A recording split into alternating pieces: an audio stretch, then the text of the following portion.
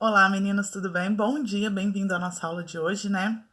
Seguindo o nosso conceito aí, ainda sobre variação linguística, eu trouxe para vocês hoje um material sobre gírias e internetês. É assim que o material se decifra, né?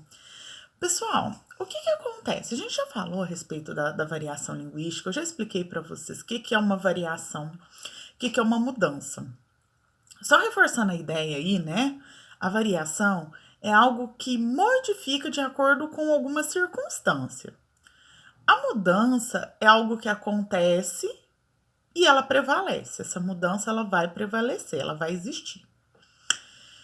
E a gíria, ela vai entrar lá na variação, porque ela vai depender de região para região. E também ela vai, né, depender do grupo, de onde ela está inserido. Então, na aula passada, a gente falou a respeito das variações históricas, geográficas e socioculturais. As gírias, elas estão muito dentro dessas questões, né? Se vocês sentarem aí para conversar com os avós de vocês ou uma pessoa ainda mais velha, vocês vão ver que as gírias, né, as palavras que eles usavam naquela época, são diferentes das palavras que a gente utilizava, que a gente utiliza hoje. Um exemplo, né? Ah, esse moço é um pão. Hoje a gente não usa mais essa expressão, né? Mas o que elas queriam dizer, né? As senhoras, as jovens, que hoje são senhoras, né?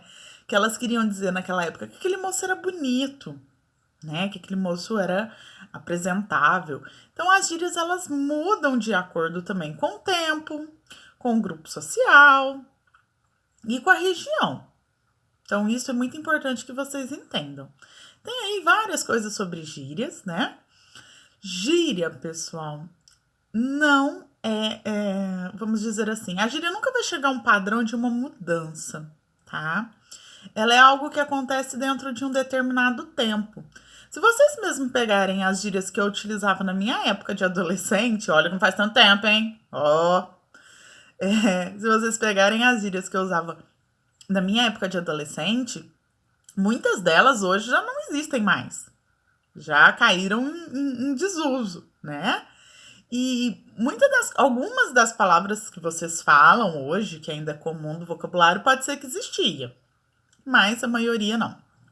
Agora, a questão do internetês é uma coisa bem legal. Por quê, pessoal? A internet chegou, né? A mídia digital chegou e ela ocupou o espaço. E as pessoas cada vez mais vêm fazendo uso dessa linguagem digital.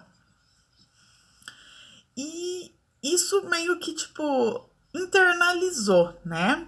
E a gente tem que tomar muito cuidado.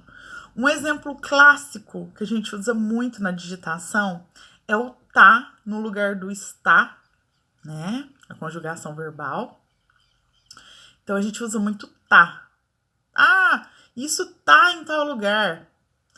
Pertence à nossa linguagem coloquial e a gente usa muito na digitação. A questão do você, da abreviação, né, para VC, tem gente que coloca até só o Czinho, C, né, só o Czinho. Ah, você vai fazer isso? E aí, essa construção de linguagem que a gente utiliza na internet, né, ela também é uma variação. Hoje, a construção de linguagem da internet ainda, ela vem nessas utilizadas pelas mídias, elas vêm recebendo várias outras influências. São aquelas carinhas, né, os grifes, as figurinhas. Então, vem surgindo muita coisa que auxilia até mesmo na forma de dialogar. Porque quando você escreve, muitas das vezes se perde a emoção, o sentimentalismo do que se quer falar, né? E esses elementozinhos, eles hoje auxiliam o conhecimento e o entendimento. O internetês, né, que a gente brinca, que é essa linguagem que a gente usa nas mensagens aí que a gente escreve, tem que ficar muito claro uma coisa, pessoal. Ele pertence ao campo do digital. Tá errado? Não. Ali dentro, não. Para eu conversar com um amigo, para eu conversar com meu pai, para eu conversar com pessoas próximas a mim, não. Agora também, se eu estiver utilizando o WhatsApp para mandar uma mensagem, a gente volta àquela questão do informal e do formal. Então, se eu estou usando uma mensagem de texto, estou utilizando o WhatsApp para mandar uma mensagem formal, eu vou acabar utilizando uma linguagem mais formal do que a linguagem que eu uso ali com os meus amigos, com meus pais, com os meus familiares nos grupos. Por quê? Porque aí eu vou ter uma linguagem mais informal. Prestem atenção nisso, né? Quando a gente manda uma mensagem que tem um cunho, isso aqui é para tal pessoa, acaba se utilizando mais o formal. Mas mesmo esse formal ainda da linguagem da internet, né? Às vezes ele não se assemelha ao padrão formal dito em circunstância. Mas o internetês, ele não pode ser utilizado, pessoal, em textos, produção textual, redação, por quê? Essas formas da gente utilizar de abreviação, a gente usa muita abreviatura ao digitar, né? Quer ver? Palavras que eu conheço, pelo menos assim, que eu uso, vocês devem usar muito mais do que eu. O você, o que, eu uso muito tá no lugar de estar, eu tenho esse probleminha. Deixa eu ver o que mais. Abraço, beijo. Antigamente a gente escrevia ainda, né? BJ para beijo. Hoje a gente nem faz mais isso, a gente manda aquela carinha do beijinho. Então, para vocês terem uma noção como as coisas foram mudando aí.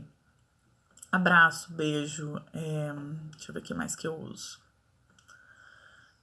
Eu acho que são mais esses, viu, pessoal, assim, mas eu acredito que vocês, se forem fazer uma lista, vai ficar bem maior do que a minha, né? E é isso, tá? Tanto a gíria quanto o internetês, eles estão dentro dessas variações que a gente faz no nosso dia a dia. E aí tem uma coisa que chama jargão. O jargão deixa eu ver como que eu vou descrever isso para vocês. É uma linguagem específica de um determinado grupo profissional, tá? Então, os médicos têm uma linguagem, têm algumas palavras que são próprias do grupo deles, os professores têm alguma linguagem que são próprias do grupo deles, entendeu? Que às vezes, se você fala isso fora do grupo, a pessoa fica te olhando assim, sem entender. Mas dentro daquele determinado grupo, ela exerce totalmente um sentido, tá?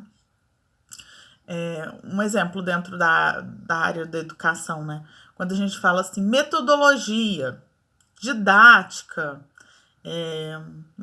termos que a gente usa muito também, habilidade. Então, sempre que você fala essas palavras que eu citei para vocês, que às vezes vocês podem ter criado até algum sentido, né, para essas palavras. Mas, se eu falo isso dentro de um grupo de professores, o conceito que a gente cria é totalmente diferente do que talvez vocês criaram aí, tá?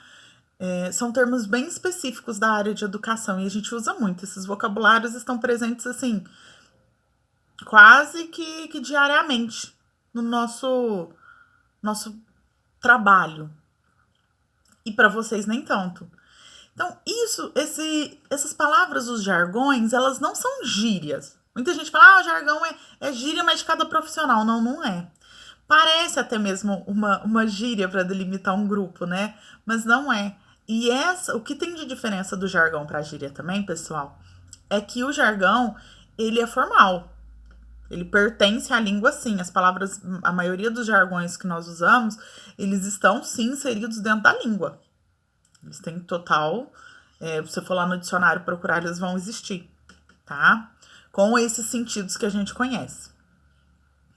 Então, essa é a diferença. O material de vocês eu acho que não traz jargão ainda nesse caderno que nós estamos estudando. A gente vai estudar jargão no outro caderno mais pra frente. Mas é isso. Então, falamos um pouquinho de gíria, né? As gírias são utilizadas aí para determinados grupos sociais.